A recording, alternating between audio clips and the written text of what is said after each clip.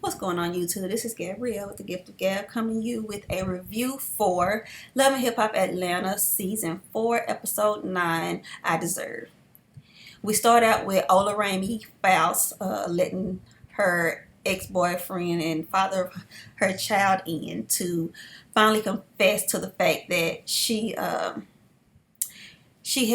about 95% to do with the sex tape being made, leaked, and everything else. She admits pretty much that everything other than wanting to actually take the actual sex tape was her idea, or she knew about it, or something like that. Um, she when Stevie asked her why did she do it, she said it's because she that's up in the air. She doesn't really know. Um, and I think the best answer she could have gave was money. Um, I mean, I'm not exactly sure about his. I'm not exactly sure about his child support. Where I don't think she has child support for Stevie, for Eva. I don't think. I think his child support was another baby mama with one of his other kids. But I think that if she would have just said money, everyone would have understood. I mean, it still would have been judgmental, but to say I don't know why, it kind of makes it seem like, well, to Stevie, maybe she did it to get back at me, which is what he always thought from the beginning. He always thought that she did it to get back at him and kind of, say, okay, well, you with Jocelyn now, so I'm gonna show you, that I can be just as, naughty as you or whatever, and I think that's what Stevie was thinking. He said he wasn't judging her and he was okay with it or whatever, and he's glad that she was honest with him and all that good stuff, and they had like really good chemistry where he was like, I did worse, which I mean he's also done a sex tape with Eve, and then Jocelyn did her own porno where she was touching herself. So I mean it was just kind of like, well, I can't judge you because I've done worse or the same. So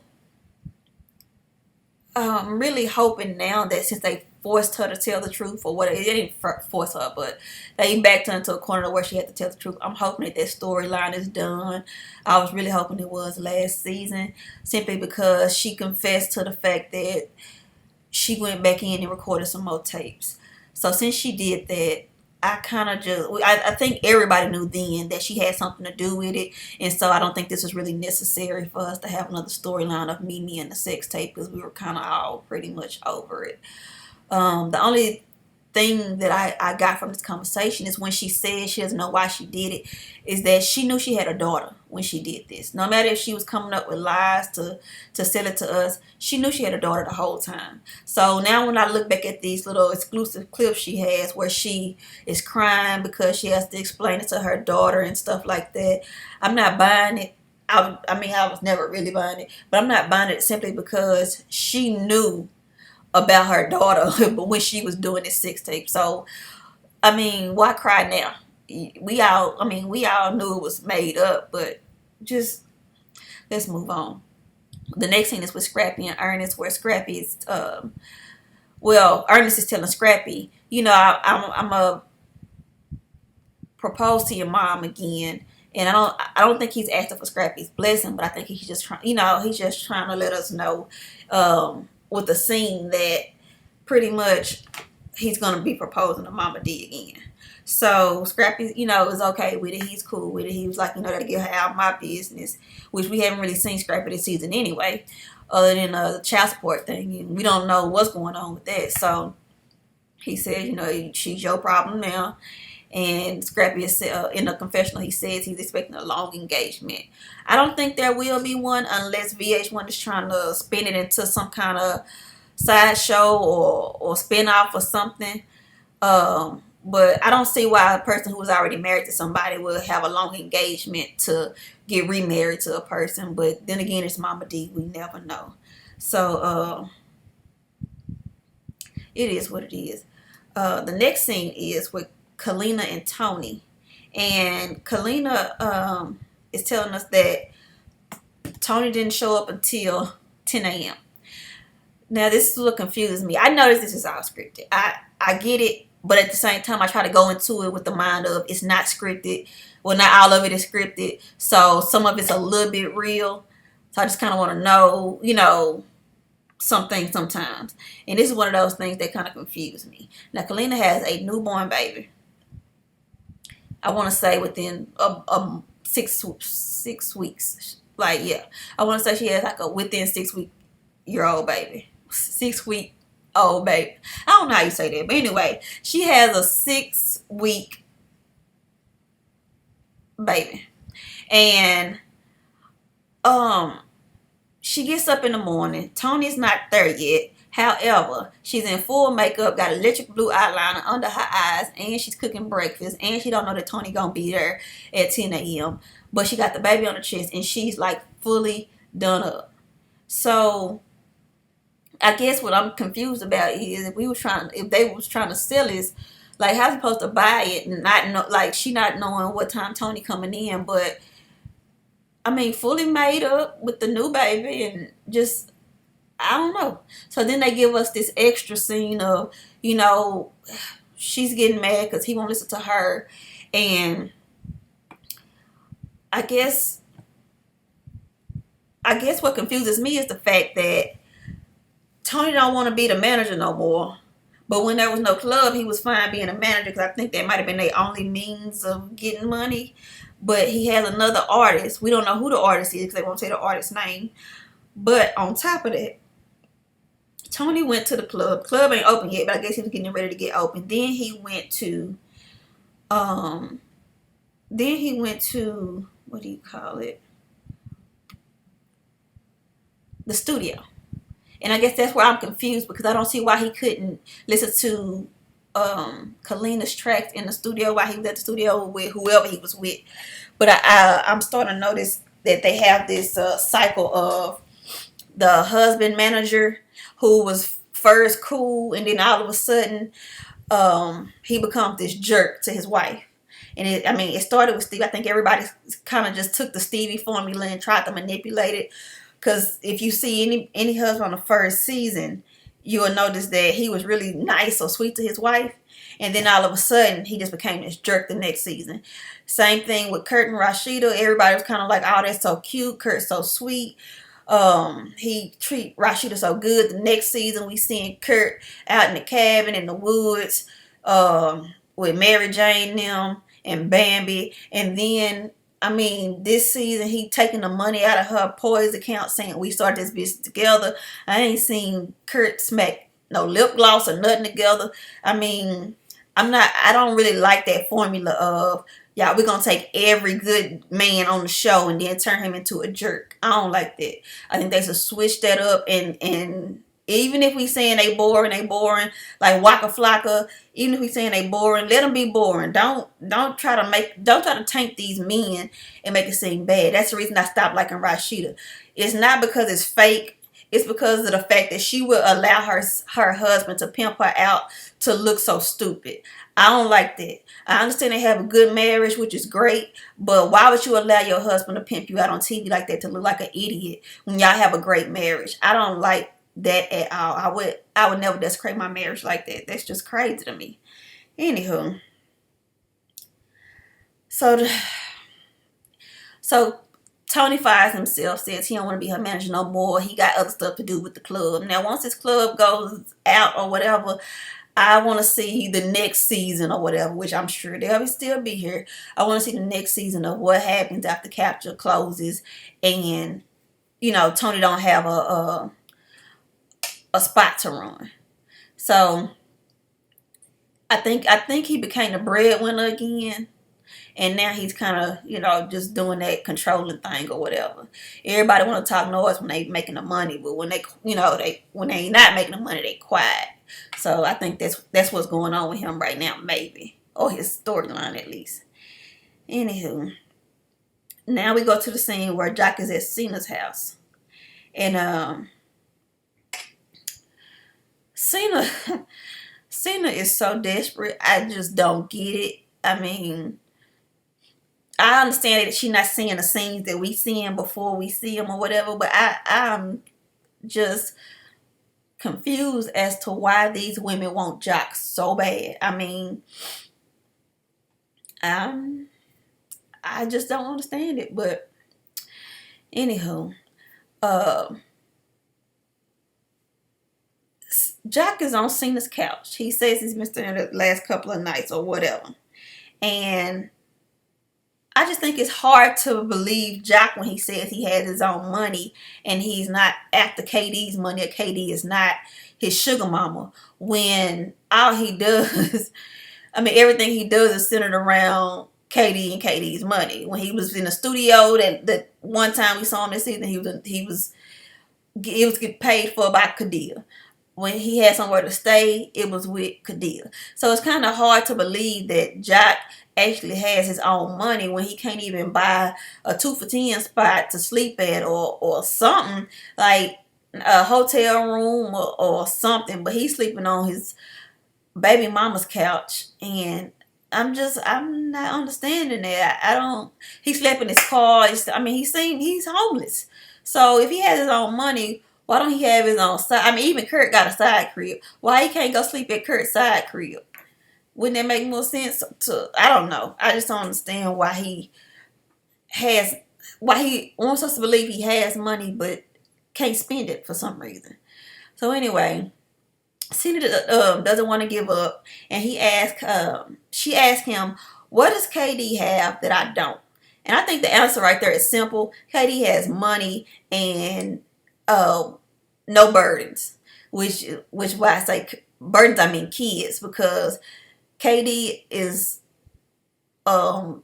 multiple income, no kids, and Cena, I'm not saying she doesn't have a job, but or that burdens or kids being burdens are bad, but Cena can't put, what's the word? She can't sugar mama pretty much Jock like KD can. And that's what she has. And that's what it is. He's saying, if I could have both at the same time, I would, which he was until he got caught.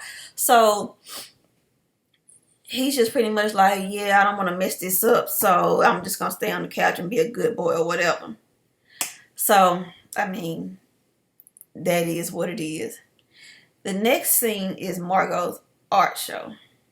So, I guess I was kind of confused. I thought House of Margot was actually clothes and fashion, but based off of this event, I'm guessing she's like an artist. She sells like paintings of little people that look like her in the face or something like that. I wasn't exactly sure on that. But anyway, Arian is in like this body paint stuff. I didn't get it, but I know like art people are totally different from me, so I didn't really understand it. But I'm sure if I was there, maybe I would have understood why because they didn't explain it, so I couldn't get it. But they have this, artist showcase or whatever. I'm not sure if she even tried to sell anything or if she was just having an event just to have it on a show. And to be honest, I honestly feel like Arian being there is a slap in the face of her friend. Now, it goes two ways.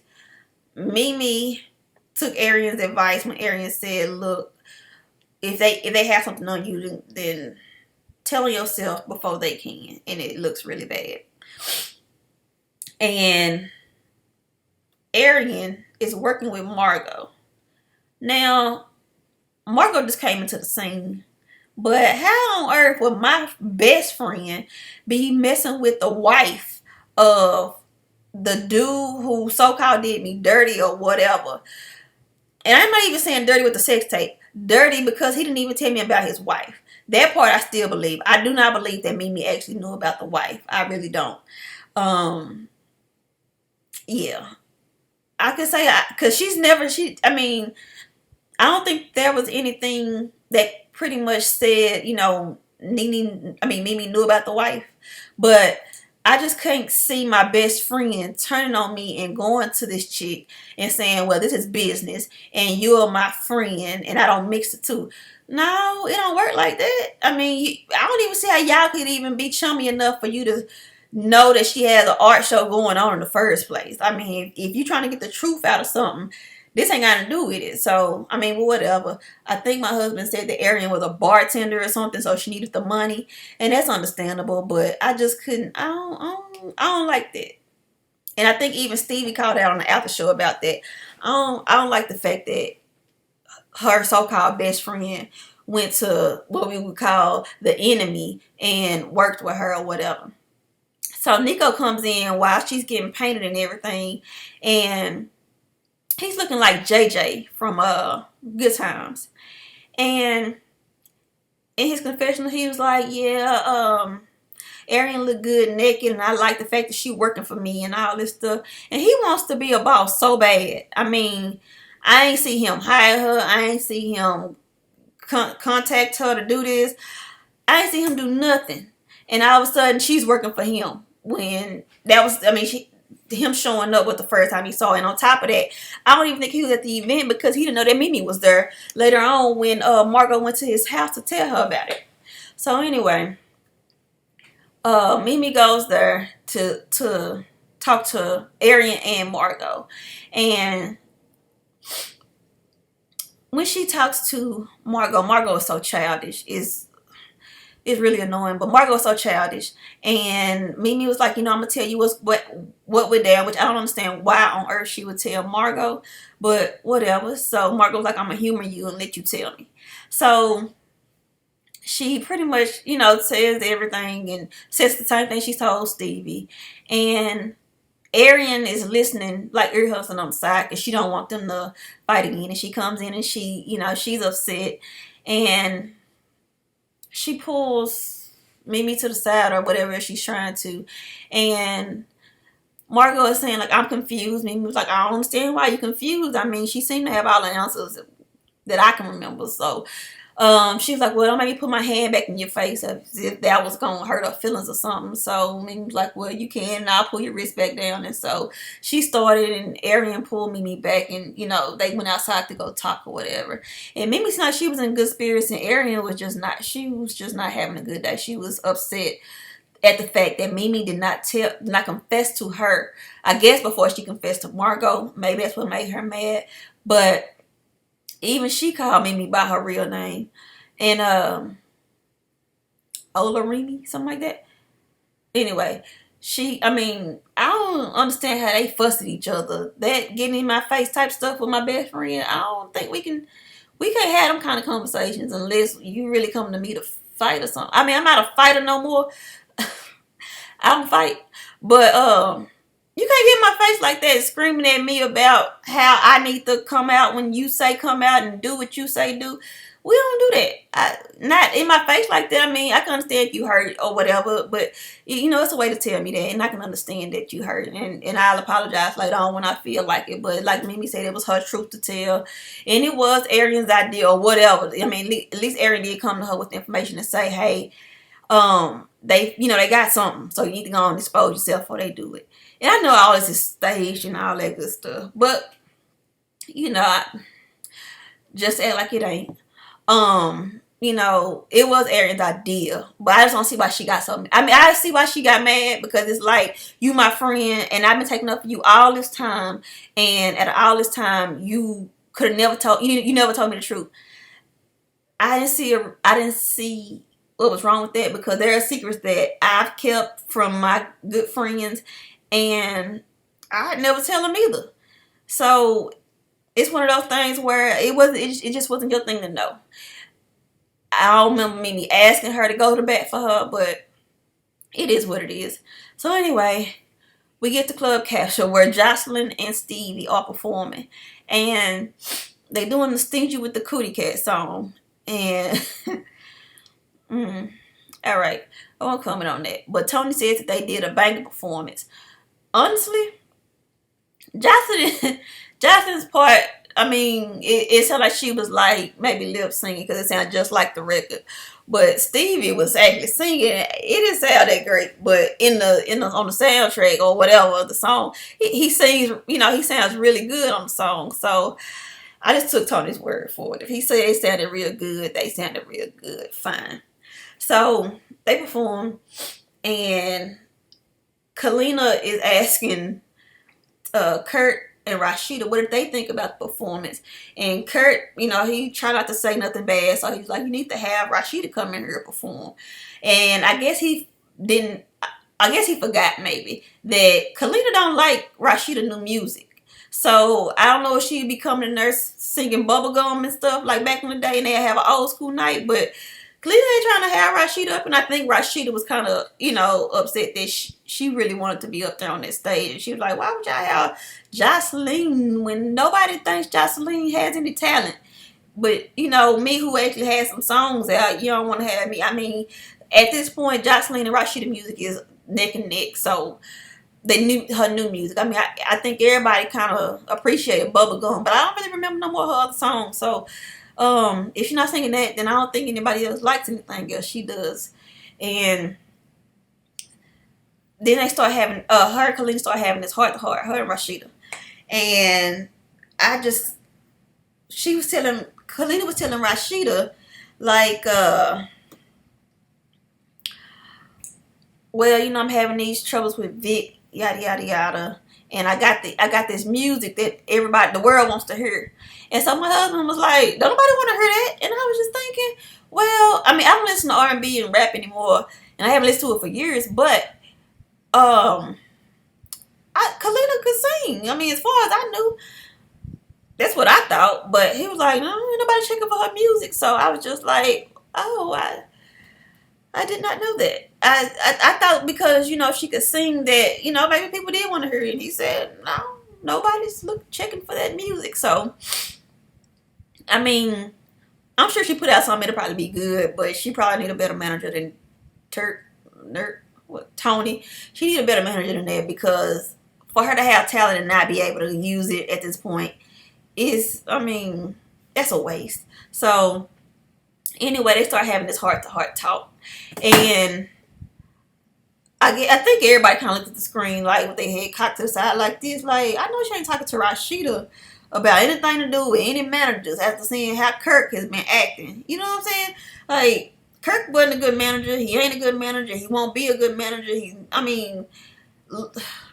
Look at where D-Lo Records is and name the last successful artist they've had on D-Lo Records that we've never heard of. So, it's just kind of one of those things where you just like, I know Lost Chick, a.k.a. Boss Chick, ain't talking to nobody about nothing, but she did give us some good advice. She told her to go to Deb, because when her and Kurt had a problem, she went to Deb about it or whatever. And so, Kalina said, that's what I'm going to do. So that was good. We get to this next scene at Lifeline Church, and that was the right name for that church, because they wrong for what they all right. I don't like talking about churches because I don't like all right. Pretty much, this is the scene where Ernest proposes to Mama D. It's another scene that, well, all the scenes are set up, but this is one of those scenes that is set up so bad that even when they try to act a little bit, it still don't go too well. Now, Mama D, she said Sunday morning, she got this little cutout dress on. I don't know, like a bra showing and stuff going on, and the preacher just happens to be talking about love that day. And so then he wants anybody to come up and testify about love. And so I'm guessing Ernest set this up. I'm guessing. So Ernest set it up, and he says, anybody want to come testify? And Ernest gets up, and Mama D's like, wait a minute, nah, what you doing? That's the part that made me say, oh, okay, she's trying to act a little bit. So she's like, nah, what you doing? So she's like, let me hold my Bible close. He gets up and goes and tells about how he was a drug dealer and had this woman and treated her wrong and this, that, and the other. And he, asked Mama D to come up there, and then he proposes with a bigger ring. And then her song starts playing, and she's like, oh, they playing my song. And then she starts singing the song. And then the choir joins in and starts singing the song. And then a soloist gets up there and starts blowing with the song. And so I was just like, yeah, who performs I Deserve It Sunday morning service. But okay, let's just say that Ernest hooked all that up. So anyway, she says yes. And we on to the next scene. The next scene is Margot going to Nico's apartment.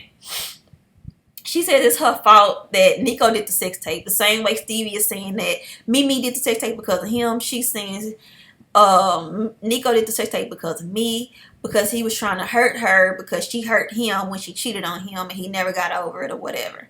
And so her answer to that is telling Nico that she wants to separate. I thought they was already separated. That made no sense to me. The only thing she could have said that would have made any sense would have been, I want a divorce, because it's just not working, because they were already supposed to be separated. They're not living together. They're living separate, which means separated. So she came, I mean, she was just like, yeah, I don't think this gonna work. You know, we need to separate. So I'm hoping that means we're gonna separate their storyline from this show and send them on somewhere else, to Tyler Perry show or something.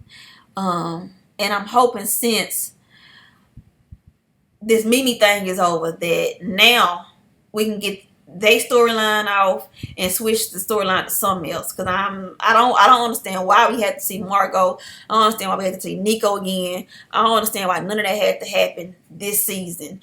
Because didn't we see Johnny last season? And Johnny was the one that told us about Margot and about the sex tape being stolen and all this. Like, how set up is it? I mean, I don't understand. If Johnny came on to tell us about Margot, but not only tell us about Margot, but tell Mimi some extra stuff about Nico and the sex tape, and how Nico came in with the sex tape with Margot and this, that, and the other.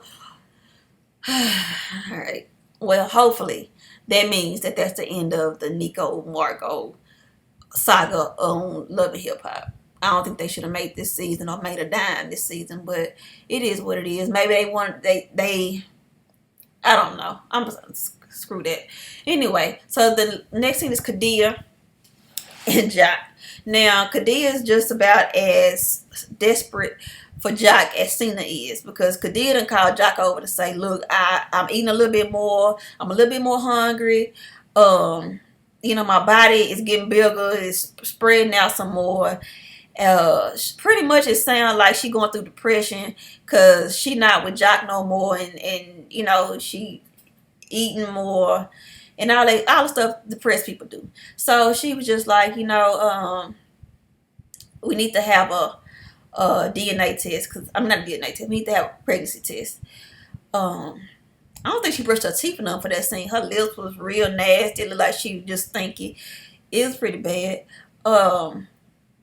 So he got there, and I don't know if she's just trying real hard to get Joc to commit, or I don't know.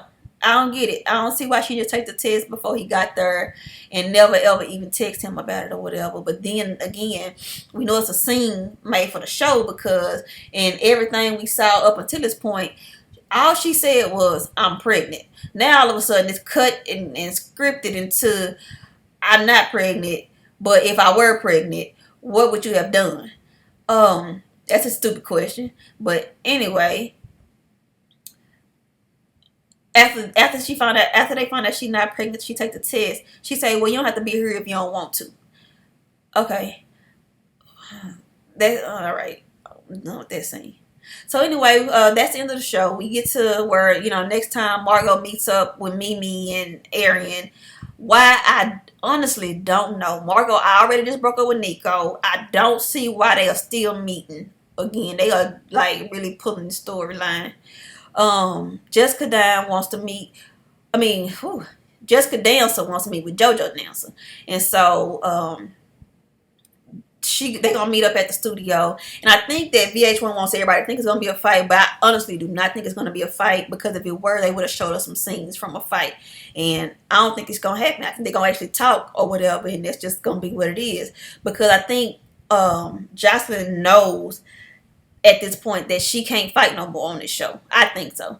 On the what do you call it thing? The after show, we found out Tammy was pregnant. If you've been watching the show on what's the marriage boot camp show, then you'll know, you know, she's with this guy Reggie or whatever, and he wants her to get married and have kids, and she don't want to have kids, and so now she's pregnant. She's 6 weeks, so I mean, good luck with that. I know how it is. I know how, since I have had miscarriages, I know how it is to tell people earlier on. We told them at 11 weeks, and right before we lost it, and you know, I know I don't understand why of all platforms she used that one, but if that's what she needed, that's fine. And Arian's makeup was really bad, like she was in blackface. But anyway, that's all I got. What did I miss? What did y'all like? Y'all tell me what y'all think. All right, bye bye.